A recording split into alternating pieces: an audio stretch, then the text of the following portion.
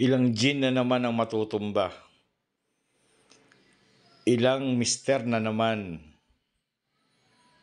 ang susunduin ng asawa niya. Ayan, para madali lang. Salang nyo. Over the stovetop, yung uling. Oh, wala na kailangan gaas, wala na kailangan butane. Lagay nyo lang. Ewan ko na lang pag hindi lumiyab yan. Didikit yan, mas mabilis. Nakita nyo, balbon? Ibig sabihin, maganda yung ulo ng baboy na nabili natin. Original. Hindi kaliskes. Pag kaliskes yan, isda yan. Ibig sabihin, original na baboy yan. Sunugin nyo lang, walang problema dyan. Hindi nalinis sa palengke, gawa natin paraan. Wow, tenga. Tengaling! Maligat-ligat yan. Ay po, kinang sarap niyan o kininanam. Pero Bicolano po ako ah. Masarap lang banggitin yung ukinam. Di ba? Yung tostado, masunog-sunog.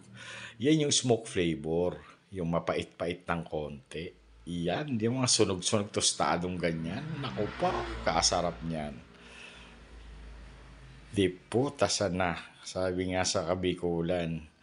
Lagaan nyo na muna yung ulo ha, bago nyo ihawin. Huwag nyo dedirekta. Alam nyo naman, makunat yan. Laga bago ihawin. Darang nyo. May tawag dyan sa Ilocos eh. Nakalimutan ko lang. Yan, yung sangkala na yan, available sa yellow basket natin. Yung kutsilyo na yan, available rin sa yellow basket natin. Napakainam gamitin. Mas okay kasi yung kahoy. Yung mga himulmul niyan, kahoy makakain nyo. Eh di wala naman. Kesa naman plastic. Hindi mga boss, pagka gano'n naman, hindi nyo tinatadtad. Walang ano yan. Walang mga kusot-kusot. Siyempre, lalagyan natin ng pampagana. Konting sipa. Lagyan natin sile sa kalamansi. Kung tawagin ko to, kinilaw. Kinilaw na baboy. Lagyan natin ng sibuyas, pagsamasamahin natin kalamansi. Siguro pang patanggal na lang sa mga 4 o 5 kalamansi. Okay na yan, goods na yan. Yan na. Gayatin na natin. Nang ubod na sarap o kininanam talaga. Yung tenga, oh, the best. Parang gusto mo na isubo eh, no?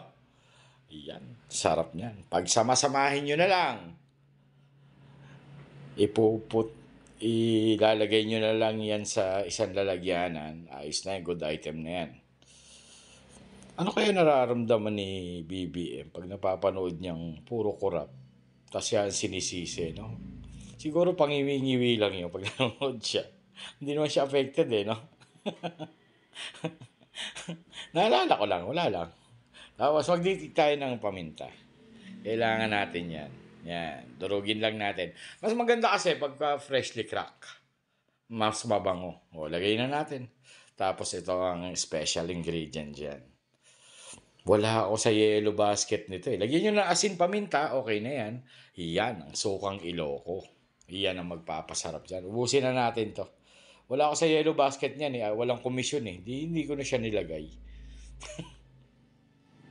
Siyempre, doon tayo sa kikita. Kaya nga tayo gumagawa ng video eh. Ayun no. Tapos halu-haluin nyo na lang. Pwedeng kumain yan. Pinklawan, dilawan, especially DDS.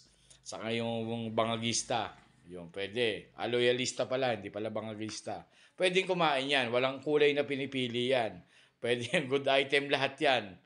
Pag salu-saluhan natin, pag may tama na tayo, saka tayo magburuntulan. Magrambulan na tayo sa dulo. At least, nakainom tayo. Masarap pulutan. Di ba? O, hain ko na sa inyo. Baka hainin pa ng iba.